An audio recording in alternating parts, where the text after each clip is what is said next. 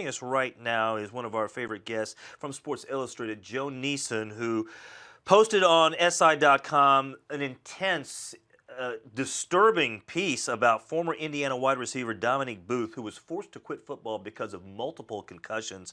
And Joan joins us right now. Joan, just an excellent piece. It was riveting just reading and really, in some ways, kind of upsetting the way things ended up happening, in the way things ended up there at Indiana for Booth and his family. But what led you to Dominique Booth and this story?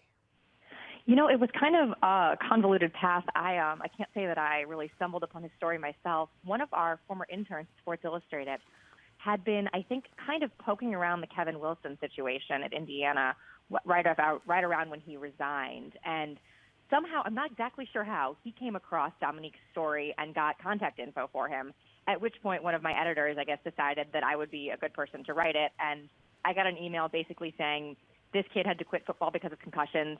At one point, he was not able to read. Here's his phone number. So kind of went from there. I just called him. I think he knew he was expecting a call from Sports Illustrated, and we went from there. So you mentioned 8 concussions. How many concussions has he actually had? Do we know the final number? So 8 concussions was the number that he says when he was sort of, after he was given a medical waiver by Indiana, he was thought about transferring to play again because doctors had told him he was okay to play. He didn't do that.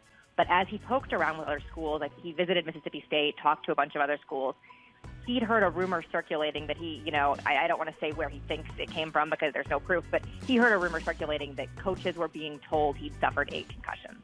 He has suffered 3 diagnosed concussions, 2 in high school, 1 in college. There was another hit in high school that he blacked out on and was, I think, unconscious for a time, was ultimately not diagnosed as a concussion.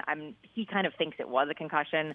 I'm not sure of the specifics of what, he isn't sure why it wasn't diagnosed as a concussion. I think in part because it happened during fall camp and not during the season. So it was sort of just sit him out, see if he can get back, see if he can pass the protocol. But wasn't officially diagnosed. And then he also suffered 2 hits in middle school that he wasn't even evaluated for a concussion on, but both of which he has memory loss after and blacked out. So the number is likely higher than 3. However, if you look at official medical records, it'll say 3. Wow.